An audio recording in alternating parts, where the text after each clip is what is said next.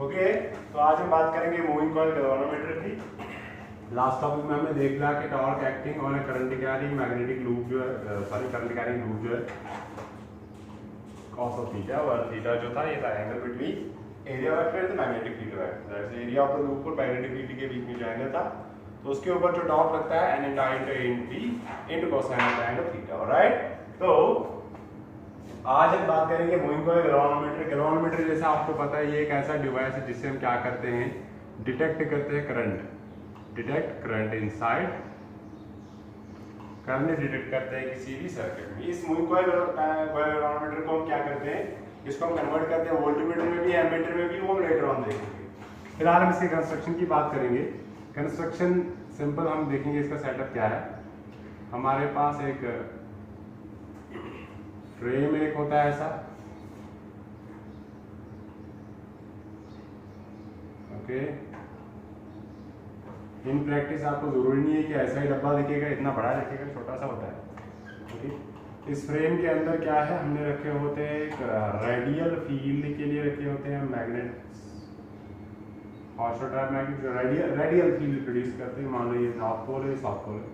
अगर आप इसका क्रॉस सेक्शनल टॉप व्यू देखोगे, मैं बाद में बताऊँ, इसके अंदर जो है लगे होते हैं, एक वायर लगी है जो फॉस्फर ब्रोंज की बनी है, इसके साथ अटैच है एक फ्रेम, इस फ्रेम के ऊपर कॉइल है, यहाँ पे एक लीफ स्प्रिंग है जो कनेक्टेड है किसके साथ, यहाँ से निकालेंगे हम इसको बाहर, जरूरी नहीं है वहाँ से निकालें। एक टॉर्शन हेड है, टर्मिनल, सॉरी, यहाँ पे एक हमारे पास इसके साथ लगा है एक टॉर्शन हेड,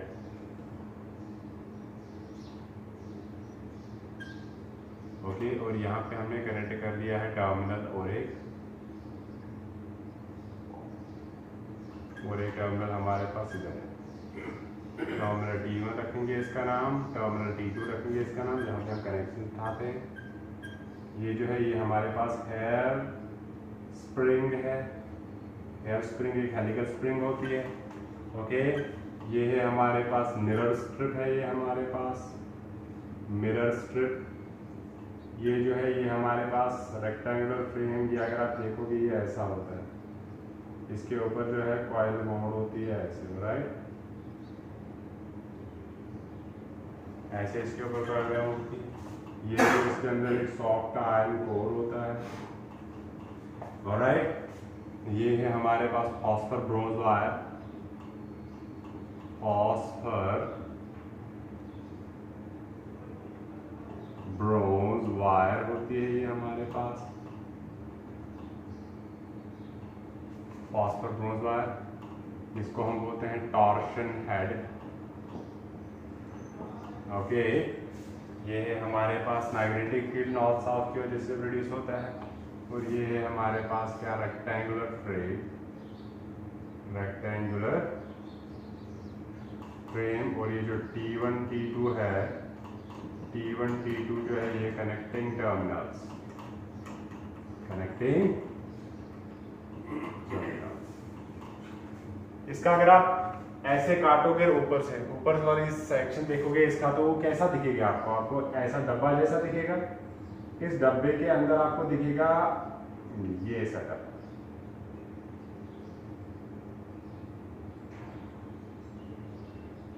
टॉप से देखोगे, ये इसका नॉर्थ पोल है, ये इसका साउथ पोल है। ये मैग्नेट ऐसा रखा जाता है कि हर बार ये मैग्नेटिक फील्ड है, किसी भी डायरेक्शन में देखोगे ये जो है ये सर्कुलर जैसे रेडियल फील्ड जैसे बन जाता है, ठीक है कि नहीं, थोड़ा सा टेढ़ा बन गया इसको। ये मैग्नेटिक फील्ड जो है, मैग्नेटिक फील्ड ये जो रखा होता है, ये रखा होता है, इसको हम बोलते हैं radial field, radial magnetic field. Radial मतलब क्या होता है कि अगर आप एक पॉइंट रखोगे, जैसे उसके अराउंड एक सर्कल बनेगा, तो सर्कल एक पॉइंट के अराउंड ये सर्कल पे जाने के लिए जो है डायरेक्शन होती है, ये है रेडियल डायरेक्शन। तो यहाँ पे जो ये फील्ड भी एग्जिस्ट कर रहा है, ऊपर से अगर आप देखोगे इस कॉइल के ऊपर हर डायरेक्शन में, ये सेंटर पे है ये हमारे पास फ्रेम, ठीक है। एक ना एक फील्ड हमेशा इसके ऊपर, ये अगर फ्रेम ऐसे रखेंगे, मान लो हमारे पास एक फ्रेम है ऐसा, तो ये फ्रेम अगर रेक्टेंगुलर है तो हर डायरेक्शन में इसके ऊपर इस रेक्टेंगुलर फ्रेम के थ्रू कुछ ना कुछ फील्ड लाइंस हमेशा पास होती रहती है, चारों तरफ है। ऐसे रखोगे तो यहाँ पे इससे भी कुछ फील्ड लाइंस, यहाँ से भी आ रही है, उनसे मतलब नहीं है, हमें इनसे मतलब है। तो कंटिन्यूअसली इस फ्रेम के through there are always some magnetic field lines passing through it, that is why we use a radial field that acts along radial direction में एक्ट करता है। ओके, तो कंस्ट्रक्शन में इसके पास ये है। ओके, कंस्ट्रक्शन में क्या क्या हमारे पास, एक है सर्कुलर फ्रेम, रेक्टेंगुलर फ्रेम, जो हमारा मेन है, जो जिसके ऊपर टॉर्क लगेगा, ये वाला टॉर्क। ओके, मैग्नेटिक फील्ड है जो रेडियल इन नेचर है, रेडियल मतलब कि radially outward, radially inward act करता है। तो T1 T2 कनेक्टिंग टर्मिनल से एक मेटालिक स्ट्रिप है, एक टॉर्शन हेड है और एक फ्रेम है जिसके अंदर ये एनक्लोज्ड है। ये है फ्रेम जिसके अंदर ये पूरा सेटअप होता है, ठीक है कि नहीं। इस फ्रेम की ये है एयर टाइट फ्रेम होता है, ये एयर टाइट फ्रेम होता है। तो इन सब पार्ट्स का काम क्या है हम देखेंगे आगे, फिलहाल कंस्ट्रक्शन में इसका इतना ही है। ओके, प्रिंसिपल आपको पता है कि प्रिंसिपल ऑफ वर्किंग ये है कि करंट कैरिंग लूप को मैग्नेटिक फील्ड में रखोगे तो उसके ऊपर टॉर्क लगेगा, that is the basic principle of the moving coil galvanometer. अब वर्किंग में अगर हम देखेंगे तो क्या होता है, स्टार्ट करते हैं यहां से।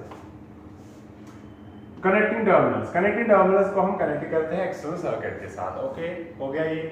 उसके बाद ये मेटालिक स्ट्रिप जो है, ये फास्फोर ब्रॉन्ज वायर या स्ट्रिप जो है, इसके साथ एक मिरर रखा होता है। मिरर का काम क्या होता है, इस पे एक रीडिंग्स लिखी होती है, काम क्या होता है हम बाद में देखेंगे। तो ये करंट जो है यहाँ से मान लो ऐसे जाएगा और यहाँ से कनेक्ट होकर ऐसे हो जाएगा। दिस करंट, इसकी सेंसिटिविटी, गैल्वानोमीटर की सेंसिटिविटी जो है वो बहुत ज्यादा होती है। बहुत ज्यादा मतलब ये होता है कि even the tiniest amount of current can be measured और detected with the help of this galvanometer. That is why we use a hair spring. Hair spring is extremely thin helical spring, extremely thin, as thin as possible. बहुत ज्यादा, इतनी ज्यादा thin, इतनी ज्यादा पतली कि अगर एयर भी इसके थ्रू जाएगा तो एयर की वजह से भी इसमें रिफ्लेक्शन आ जाएगा। That is why we keep this frame airtight frame. Airtight से क्या होगा, अंदर हवा भी नहीं जानी चाहिए, क्योंकि अगर अंदर हवा गई तो ये जो फ्रेम, ये जो कॉइल है, ये इतनी हल्की होती है तो ये सिट्रा, ये जो है ये एक्सटेंड हो सकती है, कंप्रेस हो सकती है। ओके, तो इसलिए हम क्या करते हैं, एयरटाइट फ्रेम रखते हैं। हो गया ये।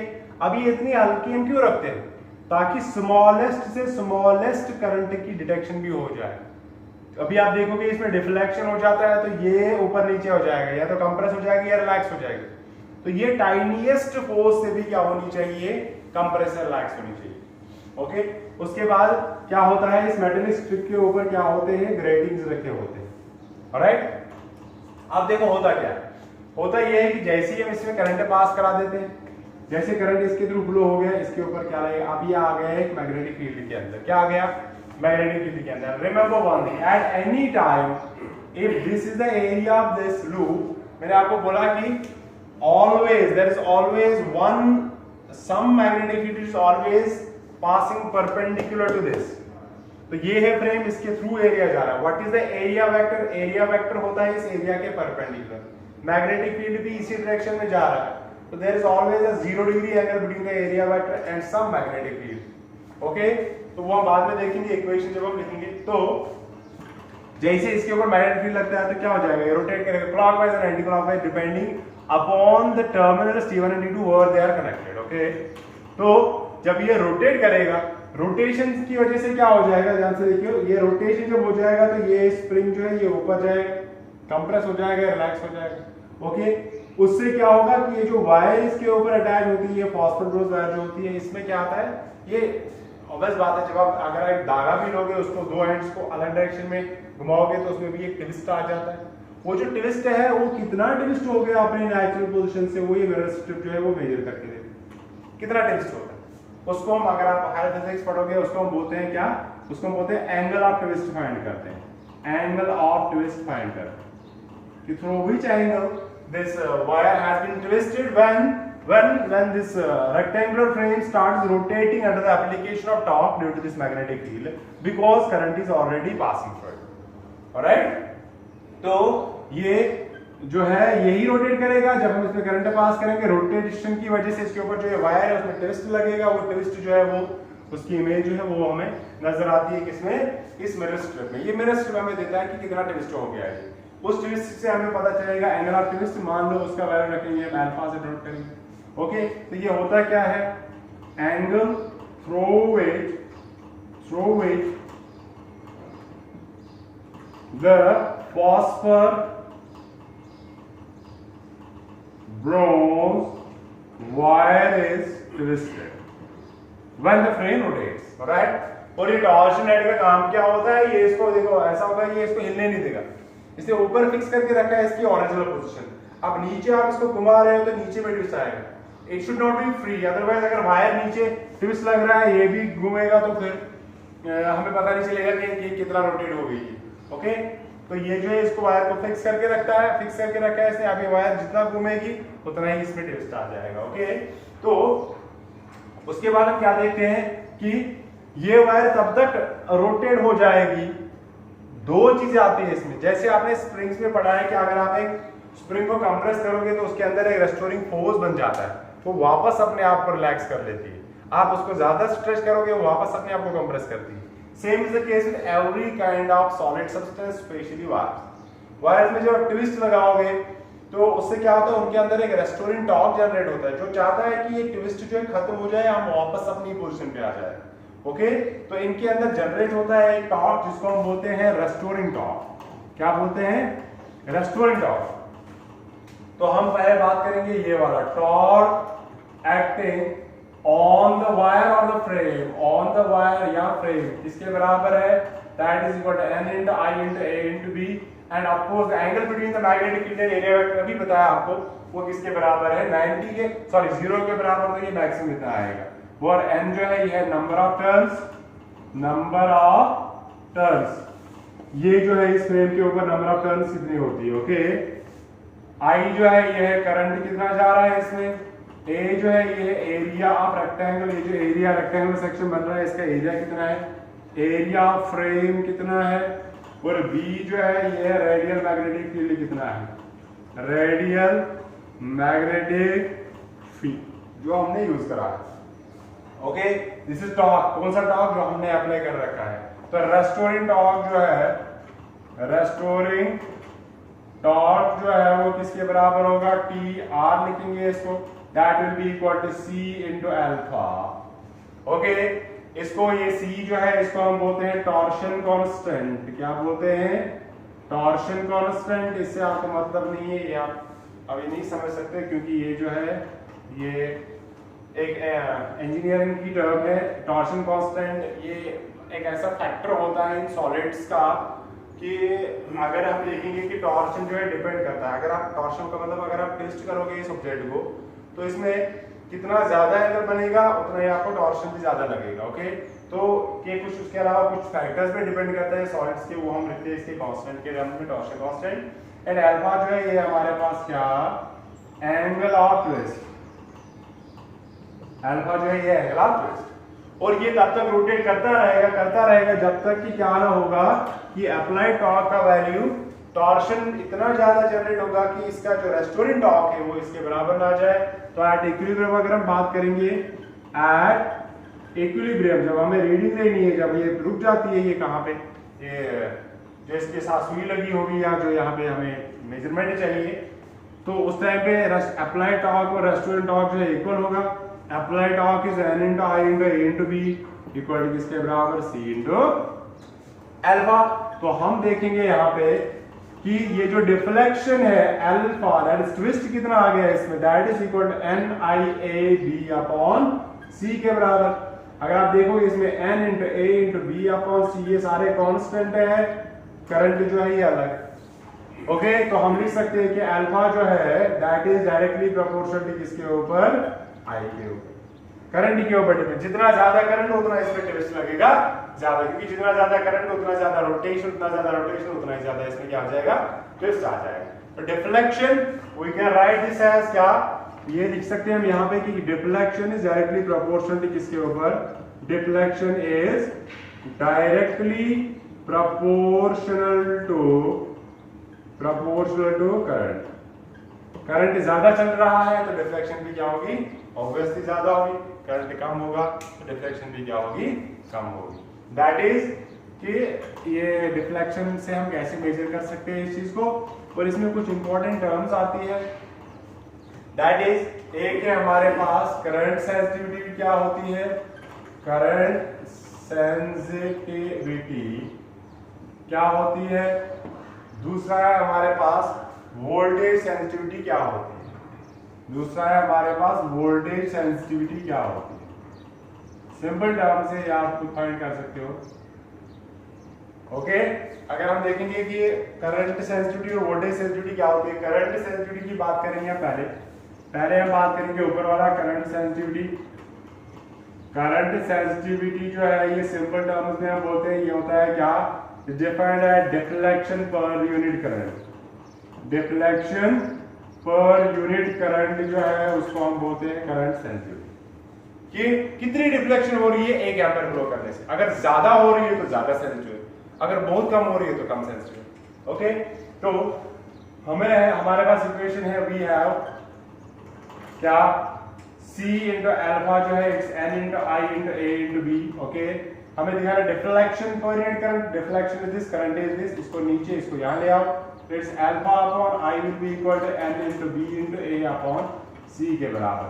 This deflection per unit current, इसी को हम बोलते हैं current sensitivity. And of course इसका यूनिट जो आ जाएगा, करंट ऊपर है डिफ्लेक्शन, दैट इज रेडियन, यहां पे लिखेंगे इसका ऐसा यूनिट जो है वो किसके बराबर आएगा, अल्फा, दैट्स एंगल, रेडियन है, रेडियन पर एम्पियर। ओके, नेक्स्ट इज कि अगर हम देखेंगे वोल्टेज सेंसिटिविटी। वोल्टेज सेंसिटिविटी के लिए हम क्या करेंगे, एक चीज एज्यूम करेंगे कि मान लो ये जो गैल्वानोमीटर वायर है, लेट्स से वोल्टेज सेंसिटिविटी के लिए, वोल्टेज सेंसिटिविटी के लिए क्या करेंगे हम, मान लो लेट्स से G जो है ये है गैल्वानोमीटर रेजिस्टेंस। गैल्वानोमीटर की जो रेजिस्टेंस है वो रखेंगे हम क्या, G के बराबर। कौन सी रेजिस्टेंस, इलेक्ट्रिकल रेजिस्टेंस। अब G गैल्वानोमीटर की बात हो रही है तो G से इजी लगेगा डिनोट करना, otherwise no compulsion, you can denote it with R, alright. तो आपको पता है using Ohm's law, using Ohm's law, Ohm's law आपने पढ़ा है क्या, V जो है voltage is equal to I into G के बराबर होता है। ओके, ठीक है कि नहीं। तो अगर आप देखोगे यहां से ये I का वैल्यू फाइंड करोगे तो क्या आ जाएगा, तो we can write that V equal to I into R basically resistance. अब यहाँ पे रेजिस्टेंस G है तो G लिखेंगे, तो ये आ जाएगा हमारे पास V इक्वल टू I के बदले में अगर आप करंट का वैल्यू देखोगे it's equal to C into alpha upon N into B into A, और क्या है इसके साथ G। ऑलराइट, ये बन गया हमारे पास क्या, वोल्टेज। हमें क्या फाइंड करना है, voltage sensitivity. Again that is voltage sensitivity अगर हम डिफाइन करेंगे तो वो क्या होता है, that is deflection per unit voltage, that is deflection per unit voltage को हम बोलते हैं क्या, is called as voltage sensitivity बोलते हैं इसको, वोल्टेज सेंसिटिविटी। तो अगर आप इस V को डिवाइड करोगे नीचे, इनको इधर ले जाओगे तो हम पहले लिखेंगे alpha divided by V equal to, ये ऊपर जाएगा सारा N into B into A divide by आएगा C into G। This is called as voltage sensitivity. Alright, और यहां से ये गैल्वानोमीटर की रेजिस्टेंस जो है इसके लिए और एक टर्म आ जाती है, वो क्या है, अगर आप देखोगे कि मान लो करंट सेंसिटिविटी को हम CS से डिनोट करेंगे, किससे करेंगे, CS से डिनोट। हमारे पास थी इक्वेशन, ये यहाँ पे लिख के रखूंगा मैं, कि C into alpha is N into I into A into B। यहाँ पे हमारे पास अल्फा अपॉन I आया था किसके बराबर, NBA अपॉन C, ये आ गया था। करंट सेंसिटिविटी CS से डिनोट करेंगे, ये आ गया था हमारे पास NBA अपॉन C के बराबर। वोल्टेज सेंसिटिविटी को सपोज VS से डिनोट करेंगे, वो आ गया हमारे पास किसके बराबर, NBA अपॉन C इंटू, ये वाली टर्म अगर आप देखोगे ये करंट सेंसिटिविटी में भी सेम है।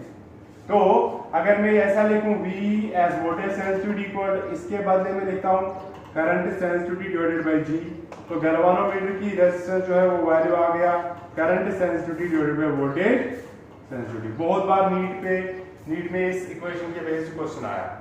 ओके, वैसे अगर आप ओम्स लॉ के हिसाब से देखेंगे, जो रेजिस्टेंस है ये था voltage upon current, this is not voltage upon current, this is current sensitivity divided by voltage sensitivity, that gives you the galvanometer resistance. One thing more, यहाँ पे भी अगर आप इसका ऐसा यूनिट देखोगे तो क्या बन जाएगा, ऐसा unit of voltage that will be simply radian पर वोल्ट, रेडियन पर वोल्ट, सिंपल। करंट जो रेजिस्टेंस है इसकी, उसके लिए तो यूनिट सेम है वही ओम, ऑलराइट। अच्छा, that is current sensitivity end voltage sensitivity. Okay, next है इसी के साथ कि अगर हम क्या करेंगे, इस गैल्वेनोमीटर को कन्वर्ट करेंगे किसमें, एक वोल्टमीटर में, और इसको कन्वर्ट करेंगे किसमें, एक एमीटर में। तो कैसे करेंगे, उसके लिए कुछ हमारे पास एक दो बातें आपने याद रखनी है, बहुत इजी है ये। ओके, तो हम क्या करेंगे, कन्वर्जन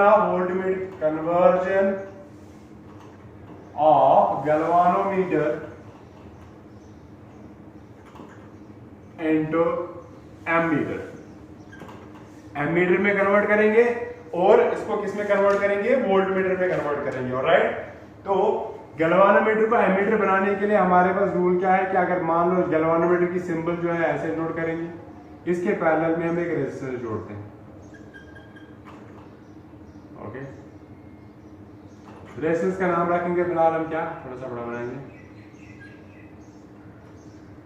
आर लिखेंगे इसका नाम।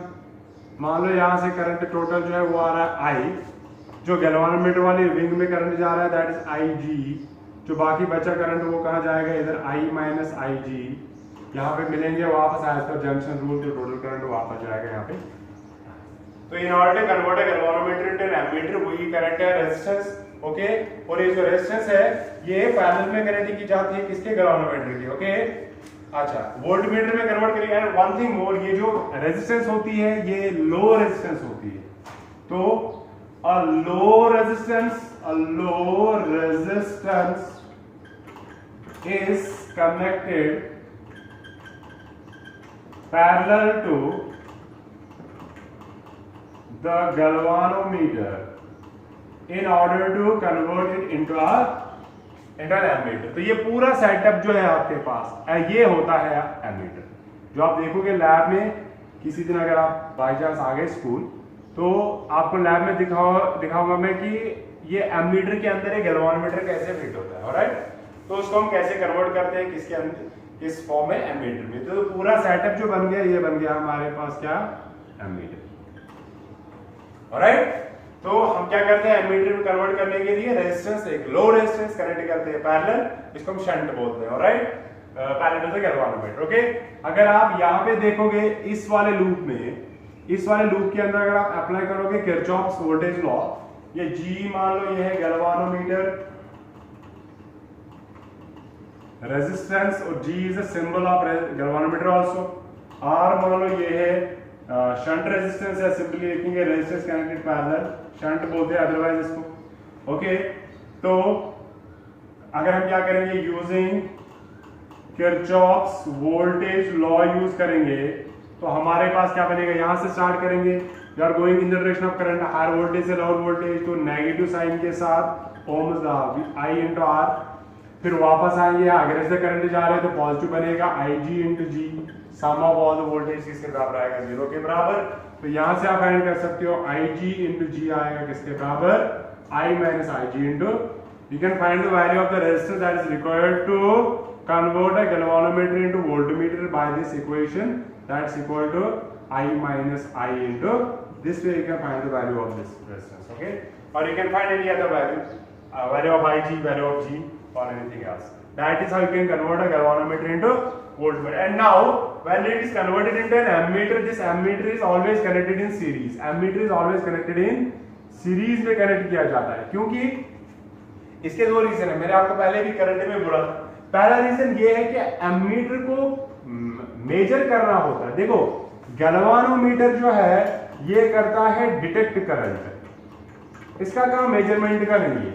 एमीटर जो है ये करता है detect as well as measure as well as detect, क्योंकि जो मेजर करेगा ऑब्वियसली वो क्या करेगा, डिटेक्ट भी करेगा। ओके, तो अगर इसको डिटेक्ट कर रहे हैं तो हम बहुत सारे रेजिस्टर्स हैं हमारे पास, 1 2 3 4, हम उसके सीरीज में जोड़ते हैं। हमें मान लो आपने पैरेलल में जोड़ दिया, पैरेलल में जोड़ने से क्या होगा, पैरेलल में जोड़ने से ऑलरेडी इसकी रेजिस्टेंस हमने कम रखी हुई, तो करंट की एक प्रॉपर्टी ये है कि ये डिवाइड होता है जंक्शंस पे उस अकॉर्डिंग, जिधर ज्यादा रेजिस्टेंस उधर कम करंट, जिधर कम रेजिस्टेंस उधर ज्यादा current.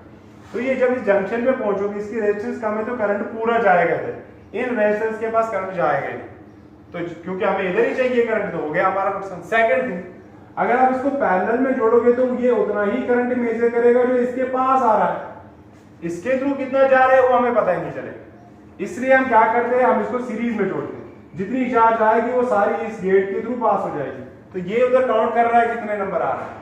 So that's why we need to connect this ammeter in series always. Okay, अब इसको इसी सेटअप को अगर आप कन्वर्ट करोगे किसमें, वोल्ट मीटर में, थोड़ा सा फर्क है।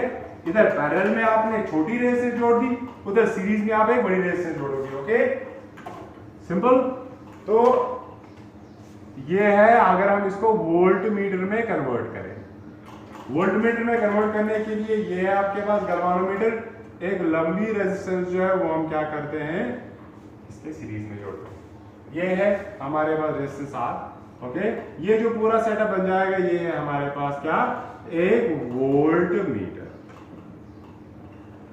ठीक है, इसमें करंट जो आ रहा है I वही जा रहा है इसमें भी, वही जा रहा है इसमें भी। ओके, दैट इज ये है हमारे पास क्या कि एक गैल्वानोमीटर को कन्वर्ट करेंगे किसमें, वोल्टमीटर में। हम क्या करते हैं, a large resistance is connected in series with the galvanometer, with the galvanometer के सीरीज में हम जोड़ते हैं large, and the whole setup becomes what is called as, इसको हम बोलते हैं क्या, वोल्टमीटर। ऑलराइट, अच्छा, तो अगर आप देखोगे इसमें करंट कितना फ्लो हो रहा है, ये करंट आएगा।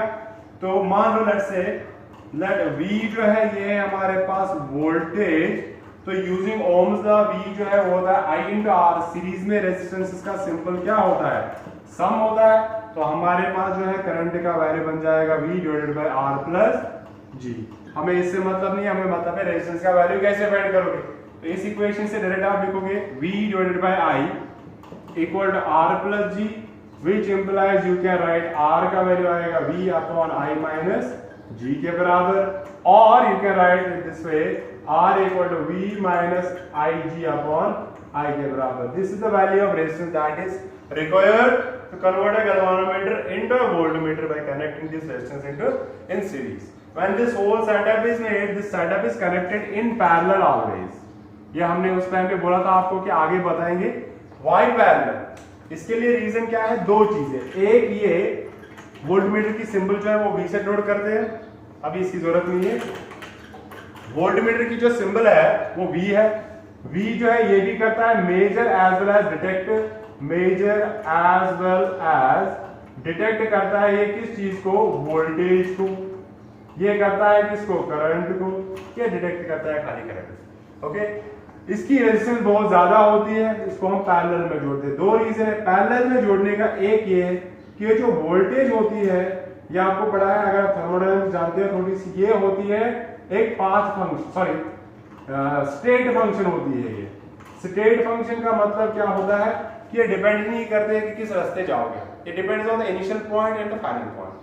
तो अगर मुझे सपोज कर लो ये एक रेजिस्टर है हमारे पास, मुझे पता करना है इसके बीच में डिफरेंस क्या है पोटेंशियल का, तो मुझे ये पॉइंट चाहिए, ये पॉइंट चाहिए, ये रास्ता नहीं चाहिए। तो ये रास्ते पे जब डिपेंड नहीं करता है तो मैं किसी भी तरीके से इसको मेजर कर सकता हूं। First thing.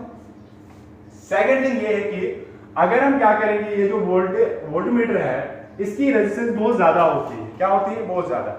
अगर आपने इसको सीरीज में जोड़ दिया, सीरीज में जोड़ने से क्या करेगा, करंट को ब्लॉक कर सकता है। क्योंकि जब मैंने आपको बोला जंक्शंस पे क्या होता है, current divides according to the resistance. Lower the resistance, higher will be the value of current in that branch. Alright? अब अगर हमने सीरीज में जोड़ दिया तो करंट इसमें बहुत ज्यादा फ्लो हो जाएगा। ये इस रेजिस्टर में जहां पे हमें करंट की जरूरत है वहां पे इसको आने नहीं देगा, ब्लॉक करेगा करंट को। तो इसलिए हम क्या कहते हैं, इसको पैरेलल में जोड़ते हैं। दूसरा मेन इंपॉर्टेंट ये है कि हमें मतलब है इन दो पॉइंट्स से, तो वो दो पॉइंट्स आप पैरेलल रास्ता ढूंढ लो या सीधा रास्ता ढूंढ लो, हमेशा सेम ही रहेगा। और अब करंट को ब्लॉक ना करे, इसके थ्रू करंट जाएगा और इन दो पॉइंट्स के बीच में रीडिंग भी देगा। तो इसलिए हम इसको क्या करते हैं, वोल्टमीटर को कन्वर्ट करते हैं किसमें, एक इसको हम पैरेलल में जोड़ते हैं। तो that is moving coil galvanometer, इसकी करंट सेंसिटिविटी, इसकी voltage sensitivity, conversion to voltmeter, conversion to galvanometer, sorry ammeter. Remember one thing, ये जो है एग्जामिनेशन पॉइंट ऑफ व्यू से ये सारे क्वेश्चंस जो है अलग अलग से भी आते हैं, इकट्ठे भी आते हैं। लाइक अभी आपको आएगा describe the construction and working and principle of moving galvanometer, also define sensitivity, voltage and current sensitivity, या कभी अलग से आ सकता है explain the matter of converting a ground meter into voltmeter and ammeter, also define the sensitivity of voltage and current. So कोई भी case हो you can explain it. बाकी जो है नेक्स्ट टॉपिक में हम देखेंगे मैग्नेटिज्म में और मैग्नेटिक प्रॉपर्टीज ऑफ मैटर।